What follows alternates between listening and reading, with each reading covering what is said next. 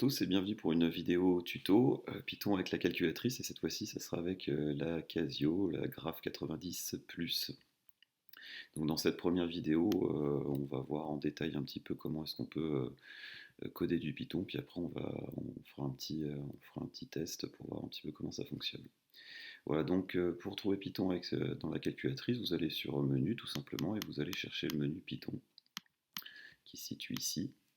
Vous l'ouvrez et vous accédez ici à l'ensemble des programmes que vous auriez éventuellement fait de l'ensemble des petits scripts.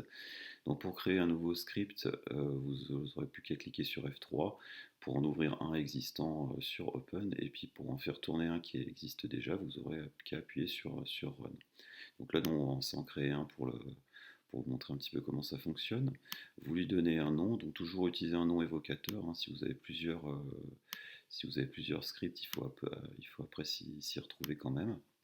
Là pour l'instant, moi c'est juste pour faire la vidéo.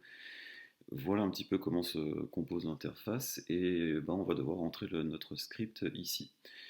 Donc première chose, c'est qu'on a à notre disposition un certain nombre de petits icônes en dessous. Donc là, pour faire tourner notre programme à la fin, là on retrouvera un certain nombre de symboles qui nous serviront. Bon, les parenthèses, on a ces raccourcis là qui sont intéressants.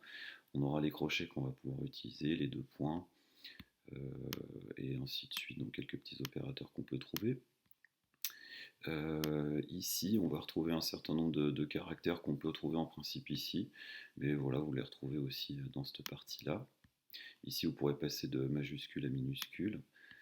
Ensuite, ici, on trouve un certain nombre de commandes qui vont nous être très utiles, hein, notamment quand on va faire des boucles. Donc, vous retrouvez ici l'essentiel pour faire vos boucles. Et quelques opérateurs aussi qui vont nous servir pas mal, qui vont nous faire gagner un petit peu de temps. On va pas mal se servir du égal notamment. Voilà, et quand on va vouloir faire d'autres types de commandes qu'on ne trouve pas ici, on va aller dans Catalogue. Donc il faudra faire Shift 4. Et là, on aura accès à l'ensemble du catalogue. Alors, il n'y a pas que des commandes. Il n'y a pas que des commandes pour Python. Là, par contre, en allant dans Cat, dans catégorie, vous allez pouvoir un petit peu défricher un petit peu tout ça. Alors, on voit qu'on a un certain nombre de bibliothèques auxquelles on aura accès. La bibliothèque math, qui nous permettra de faire des racines carrées, calculer des cosinus, sinus, et ainsi de suite. La bibliothèque random, qui nous permettra de faire un petit peu de proba sous Python. On va l'utiliser aujourd'hui. Matplotlib qui nous permettra de faire des dessins et aussi Turtle, aussi, qui est assez intéressant. Alors si vous ne les voyez pas tous apparaître, il faut bien penser à mettre à jour votre calculatrice. Vous allez sur le site Casio et c'est très bien expliqué, notamment pour Matplotlib et Turtle qui sont apparus assez récemment. Donc voilà. Donc après vous allez là-dedans, par exemple si vous voulez importer la bibliothèque math, vous allez dans math, donc vous avez accès notamment à toute la bibliothèque math, mais aussi au petit raccourci, celui-là par exemple pour importer toute la bibliothèque, vous le sélectionnez, vous mettez exe et puis votre ligne de commande est apparue, vous avez gagné un petit peu de temps. Voilà. Donc nous, ce que je vous propose de faire, c'est de faire un premier script ensemble. Ce qu'on va faire, c'est qu'on va faire une expérience que j'avais proposée en, dans un cours de proba pour les secondes, c'est qu'on va simuler tout simplement un petit lancer de dés avec ce petit script. Donc on va déjà importer la bibliothèque random pour pouvoir notamment utiliser le rand int, c'est-à-dire un tirage en pseudo aléatoire d'un nombre entier entre 1 et 6 qui simulera notre lancer de dés. Et voilà, donc je vais vous expliquer un petit peu brièvement ce script. La deuxième ligne, en fait, on crée une liste sur laquelle on va tout simplement comptabiliser le nombre de 1, le nombre de 2, de 3, de 4, de 5 et de 6 qui sont apparus dans nos différents tirages. Une petite boucle for qui nous permettra de simuler ici 100 lancers, on pourra en simuler 1000, 10 000, 100 000, autant qu'on veut. Et puis dans la première ligne de notre boucle for, on crée notre tirage, notre lancer de dés. Donc du coup on demande un tirage d'un nombre entier entre 1 et 6. On le stocke dans la variable dice et ensuite je fais monter d'un cran le curseur dans la bonne case pour pouvoir comptabiliser tout ça. Et puis ensuite pouvoir afficher le résultat des effectifs. Donc on va aller taper un petit peu ce code-là pour voir comment ça fonctionne. Donc là, pour le from random import étoile, pour importer notre bibliothèque random, je vais aller dans Shift 4 et je vais aller chercher la bibliothèque random qui va nous permettre d'avoir accès notamment à des choses qu'on va utiliser, mais aussi à notre from random import. Donc on gagne un petit peu du temps au niveau de la rédaction. Là maintenant, je vais créer ma liste pour comptabiliser mes effectifs. Donc utiliser des noms assez simples parce que parfois la calculatrice c'est pas forcément simple de pouvoir s'y retrouver. Pour le égal, je vous rappelle que c'est avec les opérateurs. Voilà. Ensuite, pour faire les crochets, on va aller dans symbole. Et comme ça, on a nos crochets qui se mettent comme ça. Et ensuite, on va mettre 0,0. Donc là, c'est l'initialisation, c'est-à-dire que pour l'instant, il n'y a pas eu de tirage. Donc il y a 0 fois le 1 qui est apparu, 0 fois le 2 qui est apparu, 0 fois le 3, et ainsi de suite. Donc il faut bien le mettre 6 fois. 1, 2, 3, 1, 2, 3. Voilà. Et maintenant, on va aller faire notre boucle for. Donc là, je reviens sur Exit et je vais aller chercher mes commandes et je vais utiliser celui-là. Donc for in range, donc pareil, vous voyez, on gagne un petit peu de temps. Donc là, pour l'instant, on part sur 100 lancés. Donc on mettra 100, mais après, on aura juste à le modifier sur cette ligne-là pour avoir accès. En appuyant sur Entrée, vous remarquerez que l'indentation a déjà été créée. Donc du coup, j'ai pas de risque de faire une erreur de ce côté-là. Ensuite, je vais créer ma variable dice qui va venir stocker temporairement le résultat de mon tirage au sort.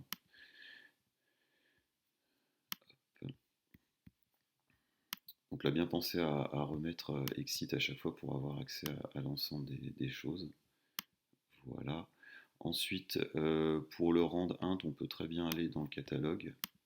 Pour faire ça, on va dans catégorie, on choisit random, parce qu'on est dans la bibliothèque random, et du coup, on a déjà ça qui est pré-rempli. Et j'ai plus qu'à mettre mes deux valeurs qui m'intéressent, donc tirer un nombre entre 1 et 6, un nombre entier entre 1 et 6. Et ensuite, je vais faire monter d'un cran le bon nombre dans mon effectif. Voilà. Là, hop, dans symbole, je vais chercher les crochets dont j'ai besoin.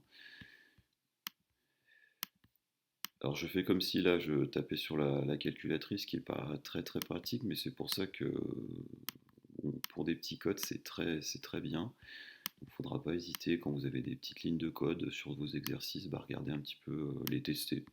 Ne pas hésiter à, le, à, le, faire parce que ça peut être intéressant. Il faut aller dans opérateur. Je mets le égal 1. Là, au niveau de l'indentation, je vais la retirer et je vais mettre le print. Alors, le print, vous pouvez très bien le retrouver dans le catalogue. Alors que autre chose dans le catalogue qui est assez intéressant, ça va être de pouvoir utiliser. Je vais retourner. Mince, je suis trompé. Randint 1 et 6, je remets ce que j'ai mis. Voilà. Shift 4.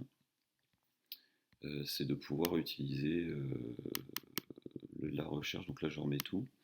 Et là, vous pouvez taper les premières lettres que vous cherchez. Donc là, par exemple, moi, je veux print. Je tapais RI et vous voyez que ça permet de ne pas être obligé de faire défiler tout le catalogue parce qu'il est assez grand et de vous y retrouver un petit peu. Alors, ça demande de connaître un petit peu vos quelques lignes de commande, mais on peut gagner du temps et généralement, vous avez pas mal de codes qui vous sont donnés quasiment intégralement. Donc, on gagne du temps là-dessus. Voilà. Donc là, j'ai réalisé ça. On va aller le tester. Donc pour le tester, vous appuyez tout simplement sur Run. Alors il vous demande d'enregistrer le fichier, oui ou non. Là, on va l'enregistrer. C'est plutôt une bonne habitude à prendre. Ça ressemble beaucoup à ce que vous faites sur ordinateur. Généralement, quand vous appuyez sur Run, il va vous demander de l'enregistrer. Donc là, on prend cette habitude-là, c'est important. Et voilà, on a les résultats qui sont affichés. Donc on voit que le 1 est apparu 12 fois, le 2 21 fois, le 3 17 fois. Et puis pour aller voir le reste, on voit ici, donc du coup, Alors, on va utiliser ça, vu qu'on est aussi en mathématiques, on va profiter de ça. On voit que bah, on a le 1 qui apparaît 12% du temps et le 2 21% du temps. C'est-à-dire qu'on a quand même une grande variabilité des résultats entre le 1 qui apparaît que 12% et le 2, 21%. On est loin de l'équiprobabilité qu'on pourrait avoir, hein, une chance sur 6 à chaque fois, donc 16,67%, 67% environ. On n'y est pas vraiment. Donc, ce qu'on va faire, vu qu'on peut modifier un petit peu ça, je retourne dans Exit. Et là, ce que je vais faire, c'est que je vais tout simplement dire, bah, on va pas en faire 100, on va en faire 1000. Déjà, ça nous permettra de voir un petit peu comment fonctionne notre calculatrice. Est-ce qu'elle calcule ça rapidement?